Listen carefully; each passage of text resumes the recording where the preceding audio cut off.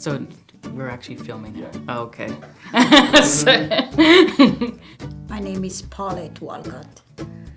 Stephanie Lindau.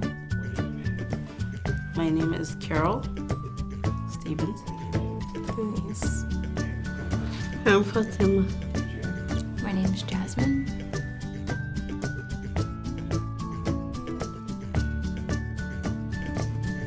The KGO Adult Literacy Program, or KGO LLP as Mercy mentioned, so it was started in July of 2013, and it was a 10-week pilot that we did at Morningside Library where we had our initial class, and so we had 6 people from that cycle.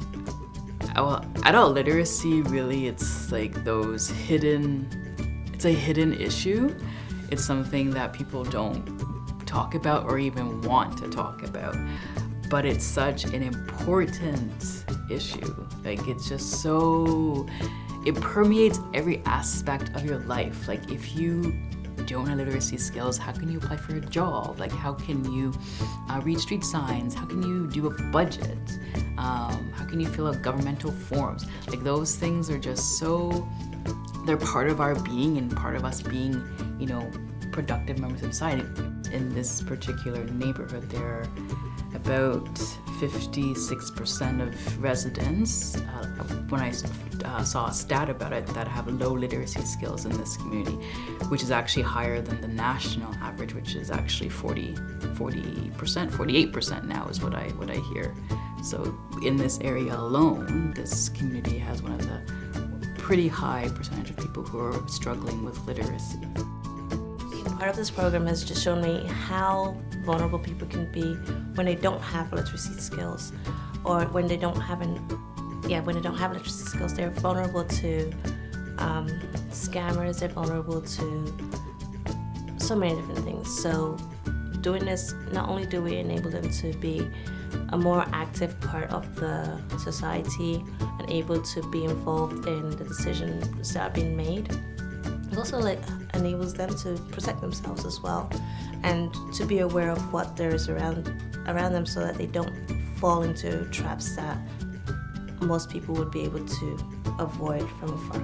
So that's why we do this, even because it's just people need support. Like, everyone has the potential to grow. So if we can provide that space and those opportunities, then why not? That's why KGO Adult Literacy Program exists, because we have a vision and we have a value that everyone should have the literacy skills to succeed. So that's why we're doing this, and we're gonna continue to do this till we can't do it no more. Anymore. We do the literacy thing here. We're for real.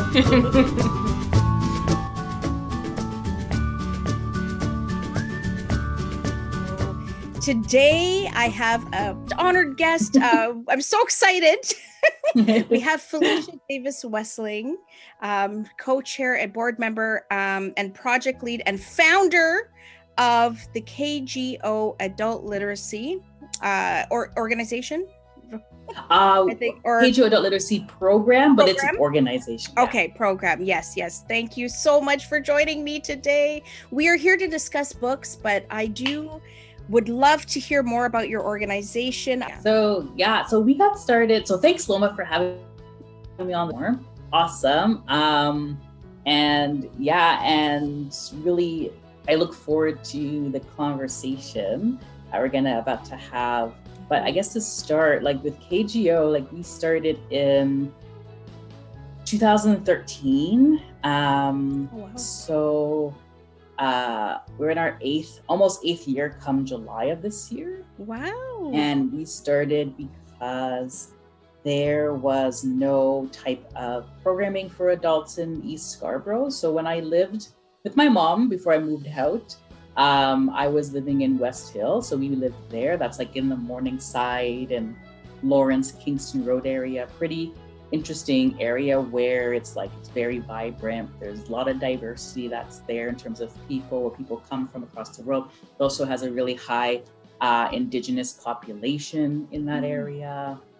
but it's also an area that's considered to be quite low income, like KGO, that area. Okay. Because the way that it works is like, Toronto's interesting in the sense that you generally get like a low income neighborhood in one area, and then like, whether it be north, south, east, west, there's an area that's like high, like high income. There's people like who are doing quite well. Yes. For themselves, and so that's kind of how KGO is, because you have like that area there, and then you have like Guildwood, which is an area that is quite affluent. It's not like affluent like Bayview Village or something like that, but it's an area that has, you know, people are generally homeowners, have bigger homes, have bigger lots, and it's generally more white in terms of the population. And then KGO or West Hill, which is a little bit north of there, is more diverse, more people of color, and so that's just how the lay of the land is. But I got connected to do this work in KGO because it was at a pivotal sort of stage in my life. I think I was working a very terrible job that I thought I was going to die at. I was I'm never gonna leave this place. And like I was like 29 at the time, and then I volunteered at an organization that supported adults downtown.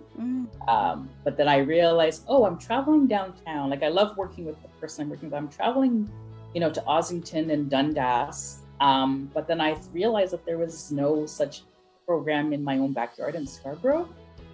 So I transitioned out of that volunteer role and then started to think about like, can I do something around this? And so the East Scarborough storefront, which is right at Lawrence and Galloway Road in that area, they've been around for, I think, I don't know if it's 40 years, but they've been around for a bit. Oh, wow. But and so they were, at the time, they were doing like resident-led initiatives.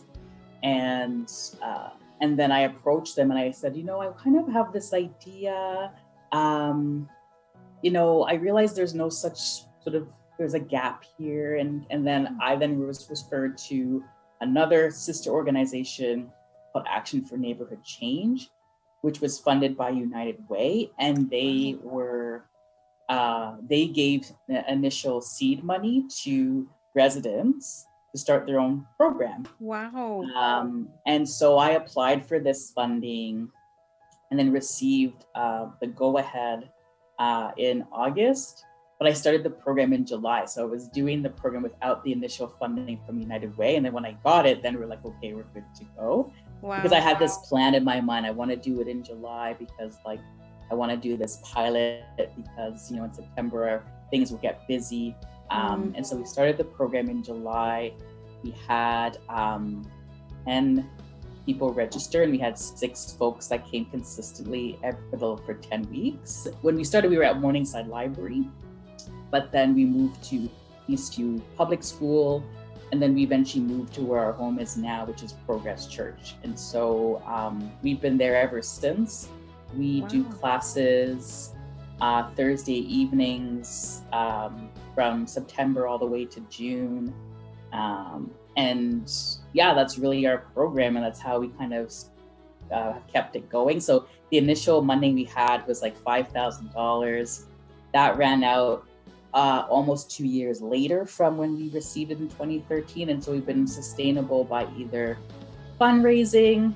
I've been fortunate to get small donations and grants from some corporate folks. So like the Chartered Professional Accountants. We raised money through our bowl-a-thon, through our paint night events. We got some funding from the City of Toronto to do our 5th anniversary event back in 2018. So that was pretty exciting. That's great. We've managed to really have good partnerships with our elected officials. I think that's pretty important. That is great. Good advocates for us. So our MP and our local city councillor are very good advocates for the work we do. And they support us in many other ways, whether that being like advocating for us to access space, providing a letter for us, coming to our events, which are really key, and speaking at those events. Those are also very key. And so now with COVID, we kind of had to pause. Like we paused in March when COVID hit, and but we just got started back up again to do online virtual stuff. We started to do that with one tutor pair back in September, but then the others who didn't have access to like a computer or internet, we got a donation from the Rotary Club of Scarborough. So how that worked was one of the facilitators who we had a partnership with was called the Toronto Writers Collective. I think you would like this group. And so they facilitate writing workshops across the city for folks, whether it be individuals, organizations. And so they have been like good collaborators with us for the last, I'm gonna say 3 years. Wow. And then one of their facilitators was on the Rotary Club and invited me to do a presentation to the group. Oh, wow. It's like sharing like our work and sort of like our project and what we need. And so I presented and I said, you know, we kind of would like, our project is around COVID-19 and remote learning. And I think for us, we would like to, you know, have computers for folks to continue their learning online. And so we got the donation in December of last year. Amazing. Congrats. Yeah. I was quite, I was like, you know, I'm just going to do my budget, send it over and see what happens. And so when I got the message from my good friend Thomas that we got this donation, I was like, okay, amazing. we're back in business. And so and so I bought a number of computers for folks. The library provided Wi-Fi hotspots. Amazing. And then and we've been meeting online with group classes and online and one-on-one tutoring since early February. With organizations in the adult literacy field, it was a challenge, but because we're not government funded, it's even more of a challenge because we don't have that infrastructure. Right. But I try to be as resourceful as I can to ensure that, you know, folks get the support that they need. So that's us in a nutshell. And in the last 8 years, I mean, we've been I call ourselves we're a little program, but we're quite mighty in the sense that, you know, people know our presence, right, and advocate for us, and really highlight the importance of adult education and adult literacy. Wow. Well, you answered like all my questions, except I guess some people maybe want to know the KGO area. That's sure. Like what that entails. So borders. So KGO stands for Kingston-Galloway-Orton Park, and I guess the area would start, if you know Scarborough, would be from Scarborough Golf Club Road and go all the way.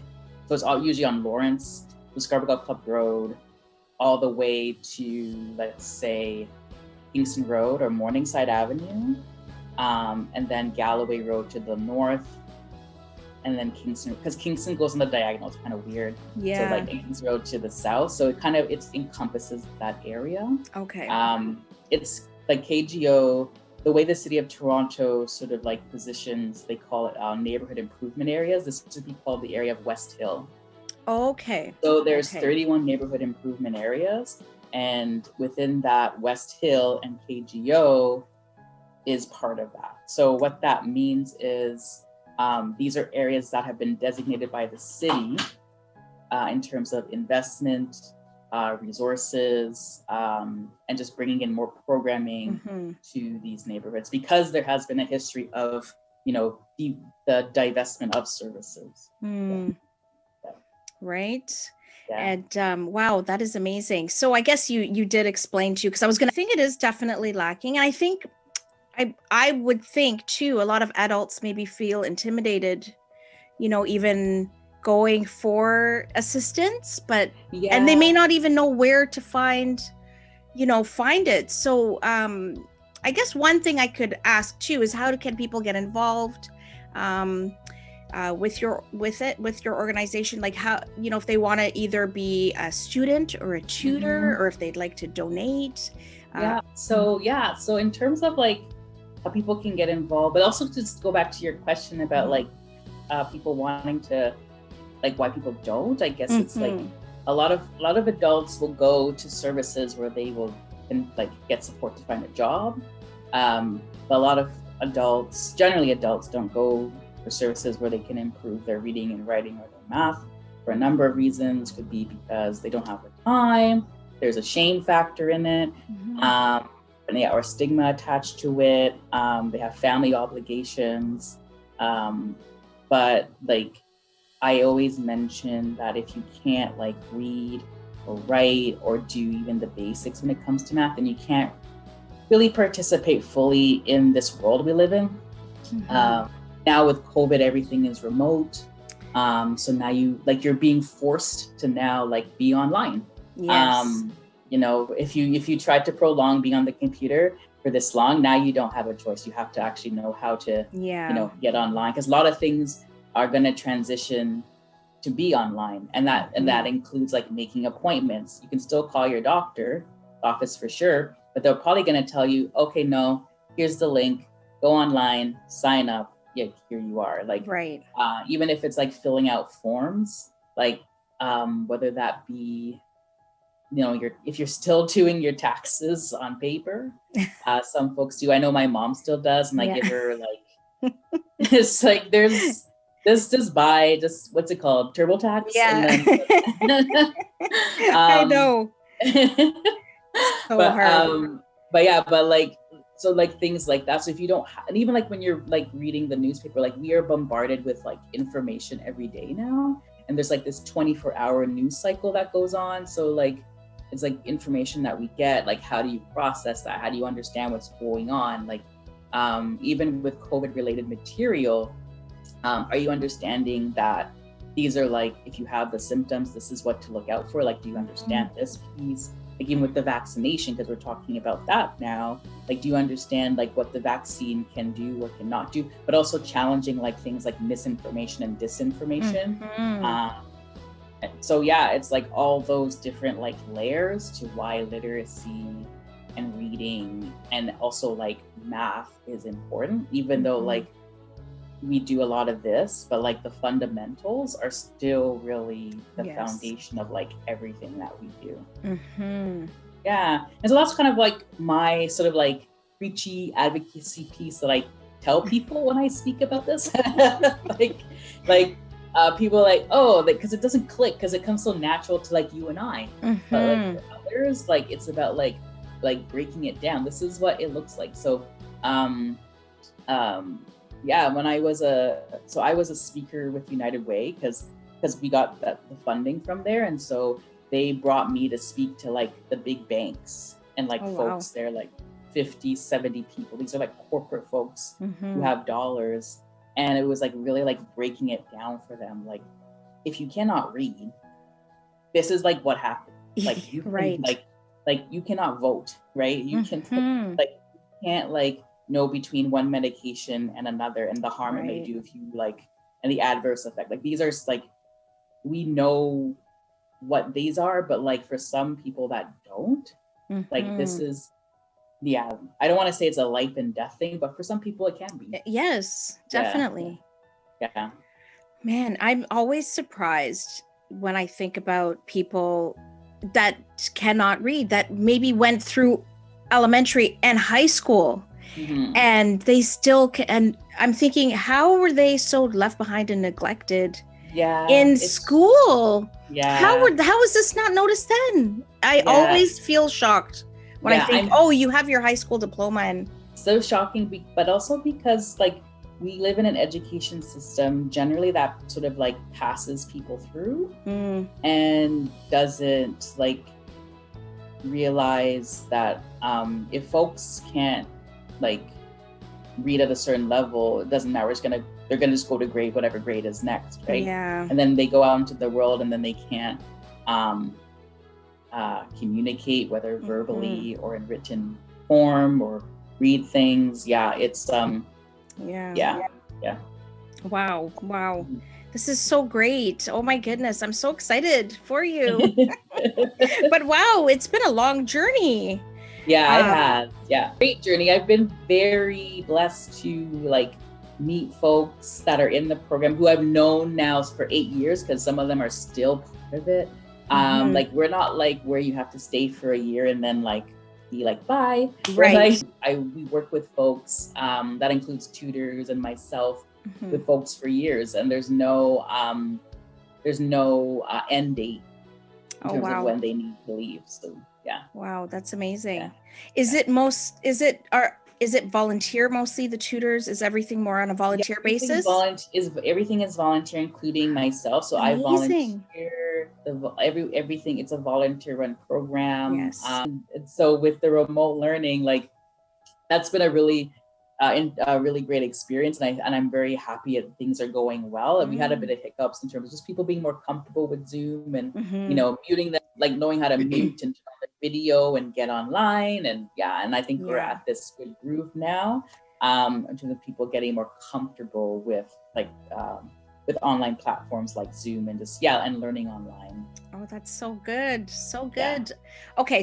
Okay, one last question before we get into our discussion, our book discussion, which I'm excited about. Well, more of you teaching me, but so in 5 years, where do you see this? Do you plan on expanding if it all goes well, or are you going to just kind of focus? I think we want to focus. I wouldn't mind expanding, but the question is like where, and also like thinking about the capacity and who would do it. I wouldn't mind a little like storefront, like a little home, like currently we're at the church, but to get it like a little storefront in KGO requires a bit of funds. So like it requires fundraising, it requires like getting capital. So that's I'm not saying that can't happen in 5 years, but that requires a bit of like a lot of legwork, and a lot of government contracts and stuff like that, and probably some major bureaucracy in the process. But I think in 5 years, I hope to see the program, of course, continue. But also, I had a really great conversation with one of the tutors yesterday, talking about like the next stage, because like with things opening up, she was like, I wouldn't mind staying online. I was like, oh, you know what? Like that brings up a really interesting idea to do like a hybrid of like people who want to do online stuff and folks who want to go back to the church. And people have the choice of doing both or one or the other. But I think it also invites other members of the community who, are looking to improve their skills in this, like can also have that opportunity too. So now it's about like, okay, now we have to think about funding and do proposals around this, which can be like doing grant proposals, not like I feel it's like an art. Like we're in the stages of doing that. Okay. And then we have a trustee right now. So they help with supporting the financial pieces when we get grants. But now I think one of the things we are looking to in the next 5 years is to actually register as a nonprofit. Oh, wow. Well, that's amazing. Good luck with that. Thanks. Wow. Yeah. That is so great. Oh, man. Oh, well, you know what? I want to keep having more of these. So we'll update every time we get together and see how things are going. And okay. That's great. I'm so excited. So excited. Okay, so I guess let's dive in. Okay. So the book today that we're discussing is 21 Things You May Not Know About the Indian Act. 21 Things You May Not Know About the Indian Act.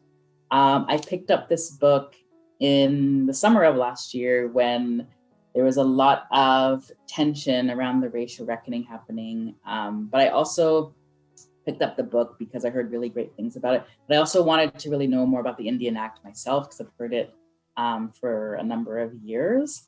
And then I read really great reviews about Bob Joseph and this book. And so I picked it up. I spent, and it was at the summer I read it. And so I once I was done work, I would go outside of the condo in some green space and read the book. It's a really great read, actually. If you really are up for it, you can probably read it within a week. And so he really goes through the 21 things that you don't know about the Indian Act. And so it's divided into, I think it's divided into a number of like chapters in terms of, parts, pardon me. Yeah. So it talks about part 1 is the dark chapter, part 2 is dismantling the act. And then he goes into like how to address truth and reconciliation. So I think anyone who is interested in truth and reconciliation in Canada and wanting to learn more about Indigenous folk and just like structural and historical and colonial trauma amongst Indigenous people, this is a really great book. And at the end, you really want to be like, yeah, we should dismantle this and the Indian Act. We need to get rid of it. Yes. Because and you're kind of thinking like, why in 2021 or 2020 when I read it, do we still have this legislation? And why has nothing been done on the government side to get rid of it? Considering that like the 21 things you may not know about it, it's really the act that created residential schools and the separation of families and really like curtailed how Indigenous people in this country like navigate like this land or their land. It talks a lot about how it prohibited people from like owning property, like Indigenous from owning property, and how they had to check in with agents. So it's a sad but enraging book, and it really makes you want to continue your learning around it. So I give kudos to Bob for that, because like after you read this book, Loma, like you will like want to act and do something, and you also want to just further educate yourself about not only the act itself, but also like why, like how to support Indigenous people for their liberation, really. And he really gives some really like good detail. So each sort of like the 21 things he gives in detail from 1 to 21. He talks about women in there. He talks about like how Indigenous folk could not have access to legal counsel. They could not vote up until 1960. So this is not even like 100 years ago. This is like only 51? Yeah. No, 51. I'm so bad at math. 51 years I need my calculator. Or 61. No, 61. Yeah. I'm sorry. Yeah. It really reminds me, it's very aligned with sort of like Jim Crow laws in the US, and how like deplorable legislation like that has such an impact and generational impact on people, and then you now know why Indigenous folks in this country are demanding change. And so I think after those who read this book, I hope become better listeners and advocates for Indigenous people across the country. And I throughout the book, I have like wide eye. I'm just like, oh my gosh, really? Like I just have and it's just like, wow, like they couldn't even practice dance or even like their traditional forms of dance, even like their what is it called? They called it regula, like their regal, like their attire. They couldn't wear those things and celebrate different occasion. So it's like this is a really great book in terms of just knowing all those pieces about the app. But also like there's like certain players that Bob mentions that we really like should turn a side eye to and probably really be honest about who they are. Yes. That being like Sir John A. Macdonald. I was for just instance. gonna say that. Yes. Right? Like right. Who said like any good Indian is a dead Indian. Like that's what he has said. Yes. And it's recorded knowledge. But also it's talking about throughout the years, like the different prime ministers who have kept these policies in place Mhm. throughout Canada's history, but also talks about folks who tried to do something about it, like what we would call allies now. Right. But I think one of the highlights of the book is, I'm gonna just find it here, is, well, a number of good highlights is Bob gives in the appendixes, which kind of start from page, I'm gonna say, the appendix starts from page, like, where are we? Oh, 107. So he talks about terminology. So different like a glossary, and then he gets into, which I think is key, around a chronology of Indian residential schools, like how it started. But then I think one of the key pieces, or two key pieces, is around the Commission for the Truth and Reconciliation, like in the calls to action. I think there's like 90 some of them. Wow. So I've read all of these. Wow.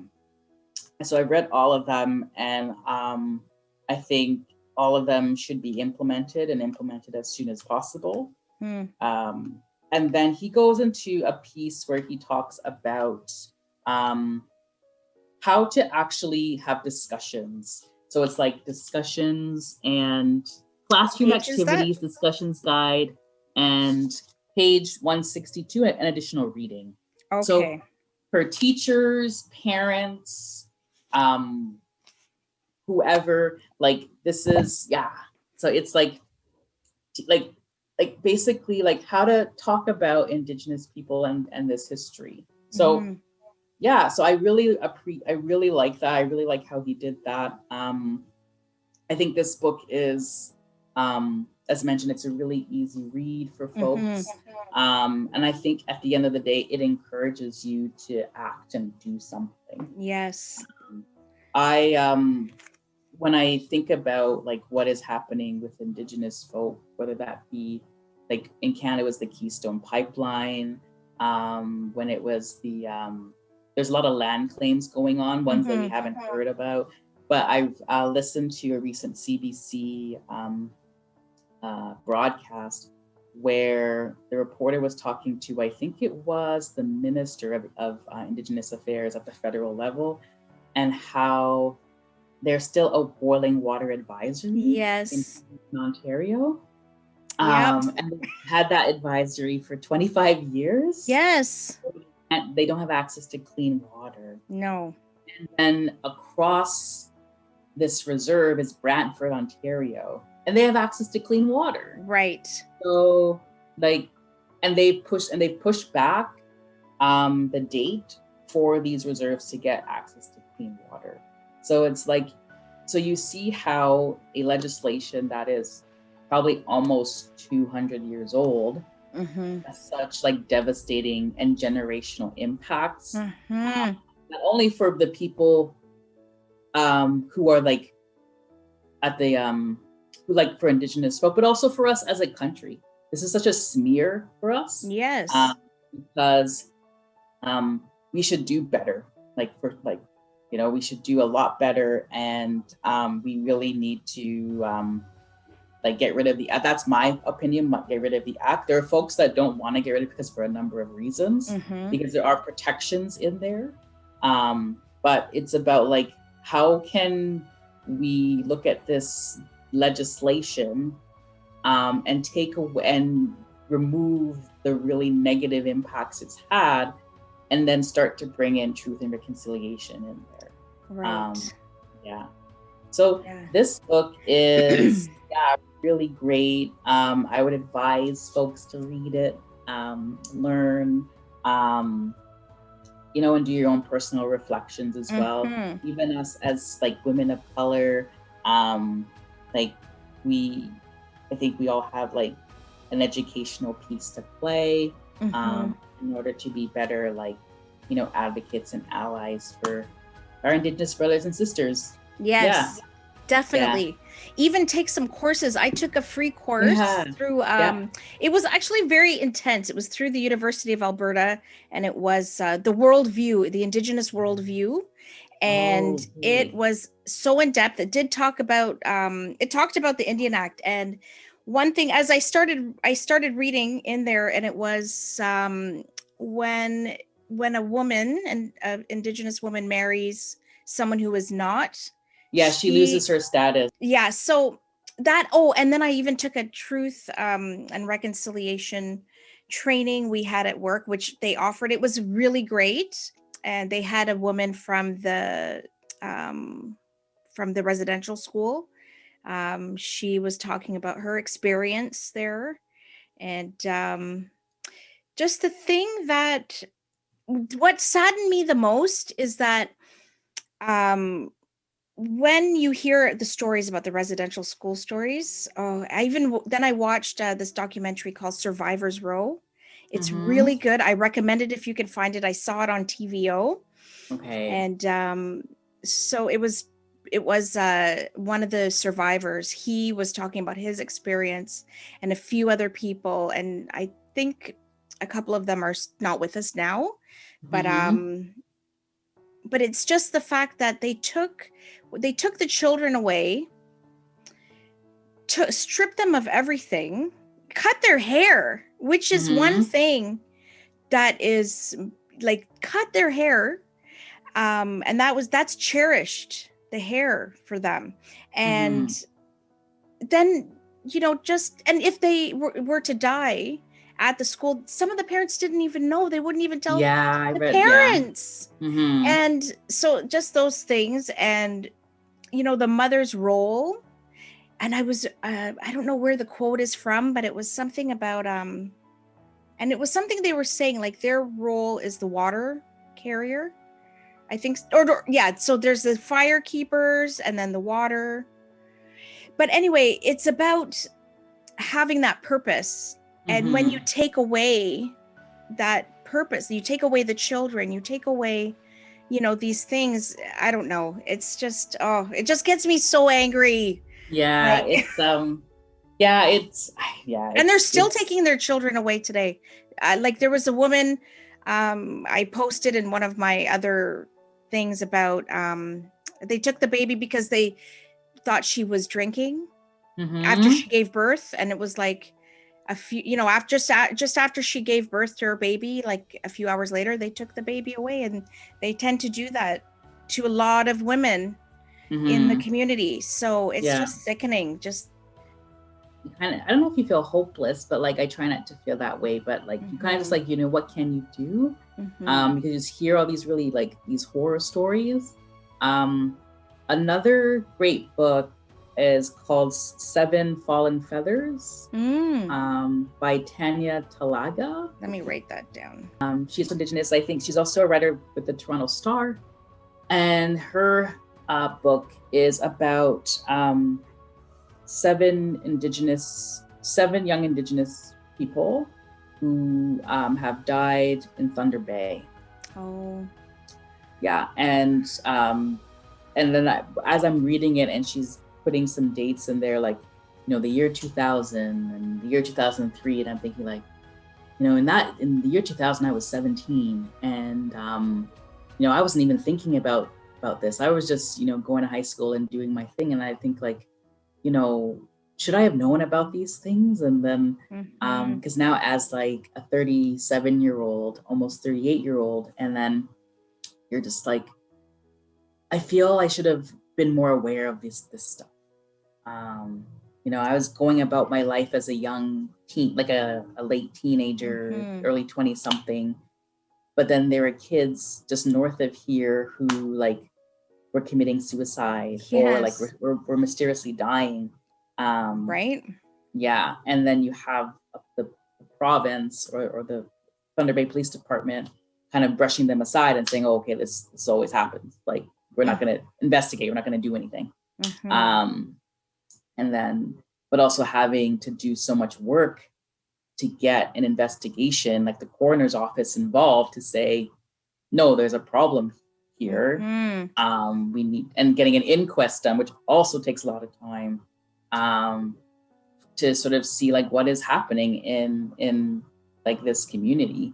Like, why are young people dying as such, like through these means. So it's also a good book. It doesn't have sort of like the it educates you around the systemic racism that happens, and sort of the neglect that is being done by a number of institutions.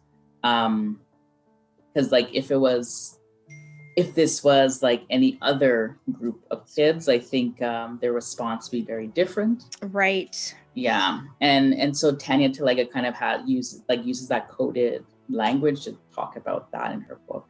Yeah, it's called Seven Fallen Feathers, and it talks about 7 Indigenous young people. Oh, and you think of all the murdered, the murdered and missing Indigenous women, and there's that whole. Yeah, there's that whole piece, and there's an inquest around that, and there's supposed to be actions and steps taken to address that. I feel like we could do a lot better, like as a country as a whole, but like how like certain policies need to be in place in order to like give people like their human rights. Like access to clean water is like a human right. Like like look at the folks in Texas, like for example, they didn't have boiling water when you can't, and then they had no power. It boils down to the basic necessities. If you don't have access to clean water, you can't take a shower, you can't drink water, you can't boil water to make food. You can't feed your kids or your babies, right? So it's there's also like things, if the water is contaminated, then you're exposing yourself to toxins and different types of dangerous leads, and and then other health ailments. So I just don't understand the slow pace. Yeah, but I think there's just not enough political will to get it done. So.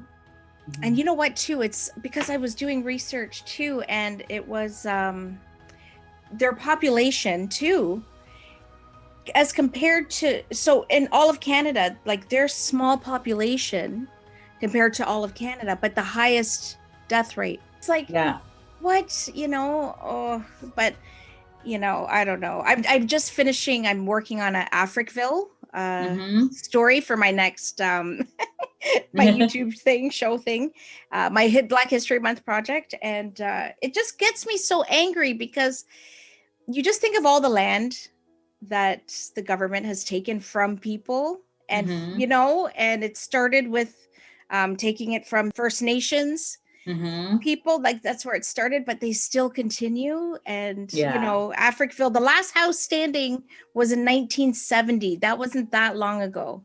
That was not that long ago, just for they could have it as industrial land and a parking lot, really. And but that was their own, that was their land, they paid taxes. But they found a way. See, it's a sneaky government. I shouldn't say that, but they find a way to say, this is why we need this, and this is why we are going to take it from you. So they find a way to put it in. And they got to dismantle this, honestly. But it's also like there needs to be folks in power who are educated about this and who actually want to make a difference. I'm not saying folks in the House of Commons or the legislator are not, but like from what we see, there is a lack of empathy and compassion. And a lack of, like, as I mentioned, like political will to like, make a change, make a, adjust this, or a fear, or dismantle this or remove this. It is time for action. I get really frustrated, and I get a bit sad, and because like it took, the death of a Black man for all of this to sort of unfold. Right. So, and for people to actually say no more, and for government to actually do something. But I think my also worry is like they'll just go back to their old ways. Yes. But we can't allow that to happen. That's why, me too. Like, honestly, I would say, so I've always been like, always like want to be like this activist person but my first experience with anything of sort of injustice was Rodney King. When I think about my own history of what I would see, what news I would hear, and I'm like, here we are in 2021, and it's still happening. The no value of human life is still within the core of these people, of so many, of the government, of this act. We need to start changing things. And honestly, just for my whole life growing up and just seeing all these injustices, like it is time for change. It did take a Black man to die for us to witness it and be home and witness. And it's so sad because I do see people that were fired up then definitely quiet down, even to become silent again, and but I won't stay silent. And I think that's the difference. We have to keep our voices out and going. Yeah, we have to. Like I remember, like because I guess my activism kind of stems when I went to live in Washington DC. And I was like 23 then. Wow. So I was a quiet person. Like I'm still kind of quiet every now and then, but then I volunteered at a homeless shelter and they put me on the men's floor. So I was like interviewing the men there who were mostly Black men who were marginally housed, and asking them like, because they wanted me to ask them, what their circumstances were and basically, why are you here? Like, why are you like, And then I learned that some of the men that were there, some of them were separated from wives, and just based on how our court system is, it's generally geared to it's more gendered in the sense that it favors women, and that's not a bad thing. But like if we had a more fair criminal justice system, then we wouldn't put out like we would kind of like say, okay, well, if this person is still good and they're just trying to do like it's just such a mess. But also like there's also like folks that don't behave in a way that is good towards their wives or their spouses or whoever. But like and then there's another man who was like a veteran. I can't remember which war, but like he was homeless because he was a veteran and didn't have a place to live and no other support. And I realized like this is a really big homeless shelter in DC, and then not far from it was like Capitol Hill. Wow. Where all like the wealth was and money is there. And so I was talking to my like intern supervisor about that, and I said like, how is it that there's this really big homeless shelter in the middle of the city and then Capitol Hill is like a few blocks away? Like, how does that make sense? And so I think from there, that's when I was like, okay, I'm gonna focus on like social issues and social justice, because I wanted to be like a diplomat at one point, but you still can. At the UN. They can be, but maybe I'll be like Canadian ambassador to something. I don't know. Yeah. That would be nice. But like, but when I did like Model UN in university, and then we went to the UN, like I was very enthralled with the building. Like I was like, oh my gosh, I'm here. Wow. But then being in the General Assembly and then not arguing, but like folks like over like because you represent different countries. So like I was just really turned off by the whole process. And just like working in like a multilateral setting with a whole bunch of hosts of other countries, some countries that are awful, like really awful in terms of how they treat their citizens. Like I don't want to work with these countries. I don't want to work with a country that like treats women like second-class citizens. I'm sorry. Right. You'll be playing. Yeah, and so I realized that was not for me, and Oh wow, and that was like probably 2021, and that's then, exciting. You're in the UN. I would love to go. Be there one day. Their gift shop is amazing. I still have like some things that I bought from there. Oh wow. And also I think I was also enthralled with the UN because Kofi Annan was the UN General Secretary, and he was like the first Black man. But he also had a lot of I really admire him and his work around international relations and development. And so but then I was like, nah, I can't. I don't want to be here. Oh. I won't be effective here at all.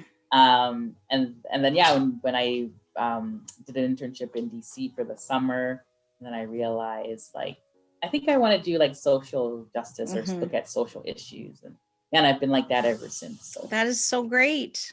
Yeah. And look at what you're doing with your organization. That is so great too. Like that is amazing. Amazing woman. Amazing woman. Well, likewise. Yes. Well, thank you for giving me this platform to speak. Oh my goodness. I think we will talk again. Let's pick another book and which one? I don't know. Okay, we'll discuss and then you let me know. And then I'll make sure to read it. Okay.